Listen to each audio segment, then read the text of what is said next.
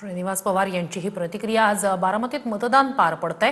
विधानसभा पोटनिवडणुकीसाठीचं हे मतदान आहे आणि सुनेत्रा पवार यांच्यासह 23 उमेदवार निवडणूक रिंगणात आहेत। बारामतीत सकाळी 9 वाजेपर्यंत 8.1% इतकं मतदान झालंय।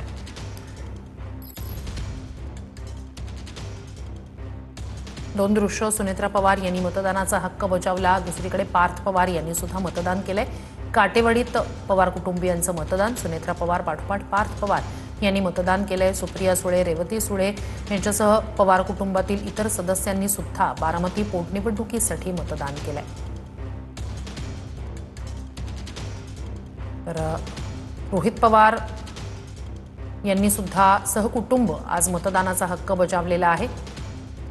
पोटनिवडणुकीसाठी मतदान आज पवार कुटुंब करतंय। अजित पवार यांच्या निधनानंतरची ही पोटनिवडणूक आणि बारामती पोटनिवडणुकीसाठी रोहित पवार, राजेंद्र पवार यांच्यासह पवार कुटुंबानं मतदान केलंय। स्वतः शरद पवार साहेबांनी सुद्धा समाज माध्यमांद्वारे मतदारांना बारामतीचे आवाहन केलेलं आहे। सुनेत्राताई पवार आणि शरद पवार साहेबांचे आशीर्वाद घेतलेले आहेत। त्याच्यामुळे बारामतीची निवडणूक ही एक अजितदादा पवार यांच्याविषयीच्या ज्या भावना बारामतीकरांच्या आहेत त्या व्यक्त करणारी निवडणूक आहे। तर राहुरी विधानसभा पोटनिवडणुकीसाठी सुद्धा मतदान पार पडते। राहुरीमध्ये अक्षय कर्डिले यांच्यासह 7 उमेदवार निवडणूक रिंगणात आहेत। भाजप उमेदवार असलेले अक्षय कर्डिले यांनी मतदानाचा हक्क बजावलाय। बुरहानगरमधील प्राथमिक शाळेच्या मतदान केंद्रावर त्यांनी मतदान केलंय। सर्वच मतदान केंद्रांवर मोठा पोलीस बंदोबस्त तैनात करण्यात आलाय।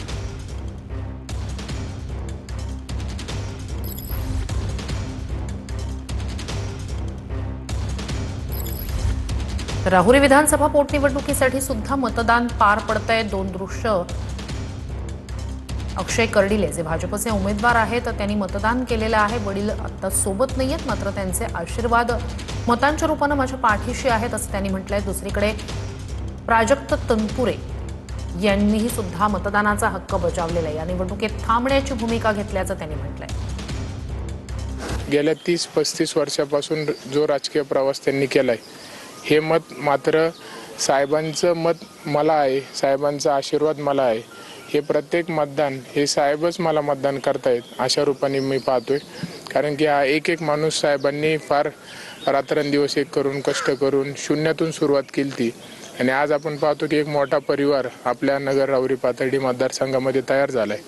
हा परिवार म्हणजे 6 महिन्यापासून माझ्यासोबत आहे आणि मला पूर्णपणे विश्वास आहे की हा परिवार काय करू शकतो, साहेबांवरती यांचं किती प्रेम आहे, किती मला आशीर्वाद दिलाय, हे 4 तारखेला आपल्याला ज्यावेळी मतमोजणी सुरू होईल त्यावेळी आपल्याला पूर्णपणे दिसेल। मी अजून राष्ट्रवादी काँग्रेस शरदचंद्र पवार पक्षात आहे। मी काय भाजपमध्ये जाईल वगैरे जे काय चर्चा होती, मी काय पक्षप्रवेश कुठेही केलेला नाही। फक्त या ही निवडणूक काय राज्याच्या राजकारणाला गती कलाटणी देणारी वगैरे नव्हती, पोटनिवडणूक होती। म्हणून मी वेळोवेळी सांगितलं की स्थानिक प्रश्न बघून फक्त या निवडणुकीमध्ये मी थांबण्याची भूमिका घेतलेली आहे। मी काही कुठला पक्ष सोडलेला नाही, नवीन कुठल्या पक्षात प्रवेश देखील केलेला नाही। तर तमिळनाडू आणि पश्चिम बंगालमध्ये सुद्धा विधानसभा निवडणुकीसाठी मतदान पार पडतंय। सकाळी 9 वाजेपर्यंत 15% पुढे मतदान झालंय। तमिळनाडूमध्ये 17.69% इतकं मतदान झालंय, तर पश्चिम बंगालमध्ये 18.76% मतदान झालंय। तमिळनाडूमध्ये विधानसभेच्या सर्व 234 जागांसाठी आज मतदान पार पडतंय, तर पश्चिम बंगालमध्ये पहिल्या टप्प्यातल्या 152 जागांसाठी मतदान पार पडतंय। 29 एप्रिलला पश्चिम बंगालमध्ये दुसऱ्या टप्प्याचं मतदान असणार आहे।